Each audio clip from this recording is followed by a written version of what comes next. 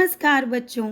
आइए आज हम छठी कक्षा का पाठ 2 वर्ण विचार पढ़ते हैं। बच्चों, आपने पिछले पाठ में भाषा के बारे में जाना।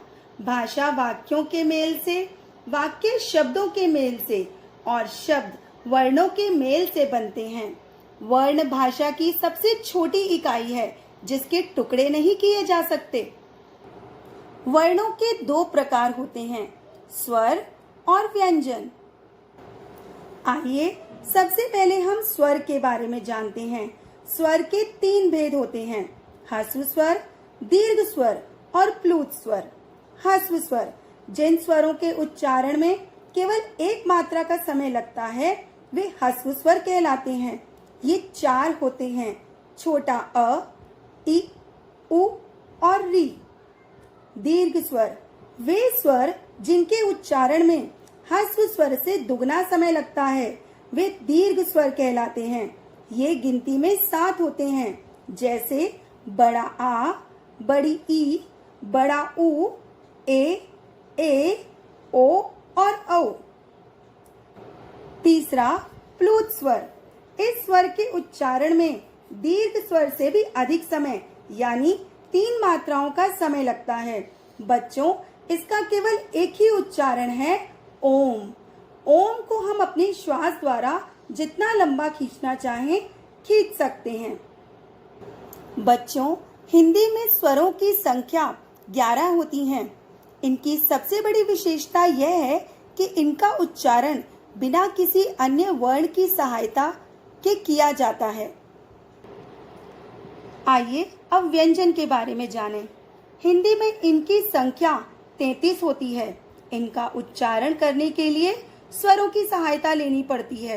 इसके अतिरिक्त 4 संयुक्त व्यंजन भी होते हैं।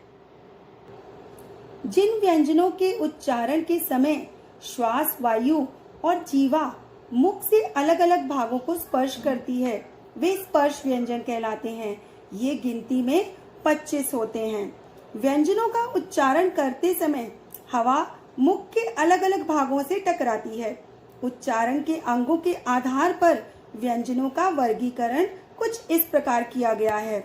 क वर्ग कंठ से यानी गले से, च वर्ग तालव्य से यानी कठोर तालु से, ट वर्ग मूर्धन्य कठोर तालु के अगले भाग से, त वर्ग दांत से जिसे हम दंते भी कहते हैं और प वर्ग ओष्ठ से, दोनों होठों के टकराने से इनका स्वर उत्पन्न होता है। बच्चों, हमारी वर्णमाला में एक सूत्र यह भी जुड़ा है जिसे हम अंतस्थ व्यंजन, जिनकी संख्या 4 होती है, ऊष्म व्यंजन, इनकी भी संख्या 4 होती है और संयुक्त व्यंजन, इनकी संख्या भी 4 होती है।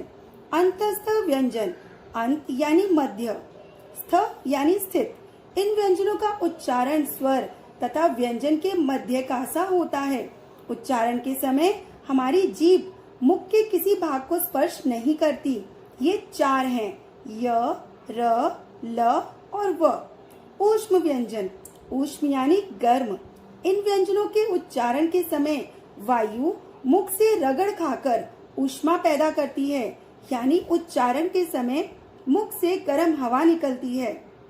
ये भी 4 हैं, श, श, स, ह। फिर हमारा होता है संयुक्त व्यंजन। 2 व्यंजन 2 या 2 से अधिक व्यंजनों के मेल से बनते हैं, वे संयुक्त व्यंजन कहलाते हैं। ये भी संख्या में 4 होते हैं, श, त्र, ज्ञ और श। संयुक्त व्यंजन में पहला व्यंजन स्वर रहित तथा दूसरा व्यंजन स्वर सहित होता है।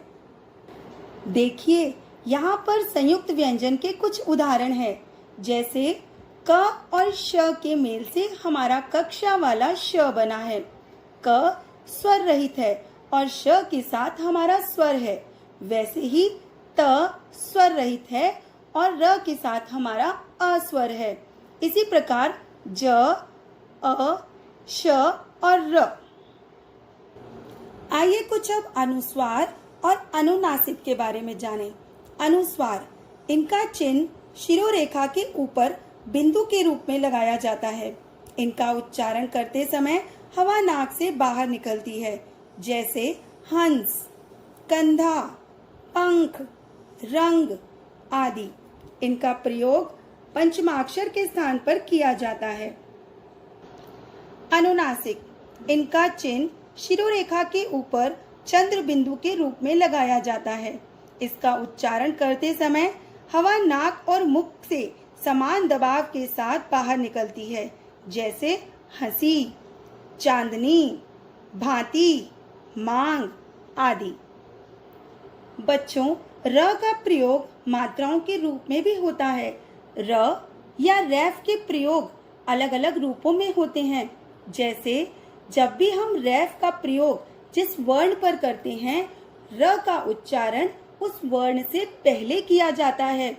जैसे शर्म, म से पहले हमने र का उच्चारण कर दिया है।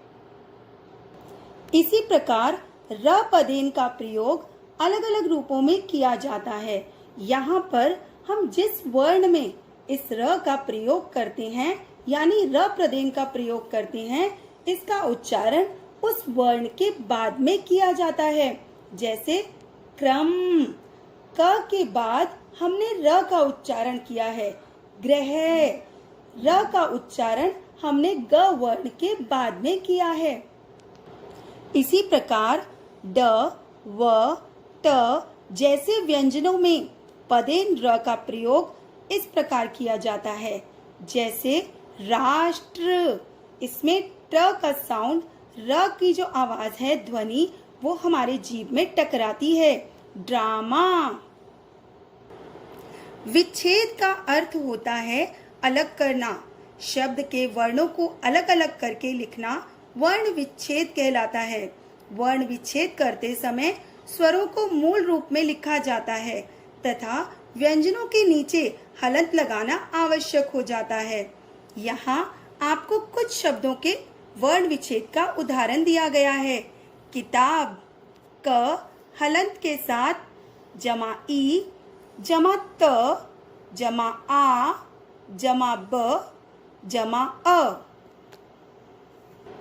तो आइए देखें कि हमने वर्ण पाठ में क्या पढ़ा। वर्ण भाषा की सबसे छोटी इकाई है जिसके टुकड़े नहीं हो सकते। वर्ण दो प्रकार के होते हैं, स्वर व व्यंजन। स्वरों की संख्या 11 होती है। स्वरों का उच्चारण बिना किसी वर्ण की सहायता के किया जाता है। व्यंजनों की संख्या 33 होती है। व्यंजनों का उच्चारण करने के लिए स्वरों की सहायता लेनी पड़ती है। स्पर्श व्यंजनों की संख्या 25 होती है। अनुस्वार और अनुनासिक का आयोगवा भी कहते हैं, जैसे बंद, बाग आदि। र, रेफ और पदेन होते हैं, जैसे कर्म, क्रम आदि। बच्चों, अब मैं आशा करती हूँ कि आपको वर्ण विचार पाठ के महत्वपूर्ण बिंदुओं का ज्ञान हो गया होगा। धन्यवाद। स्वस्थ रहें, खुश रहें।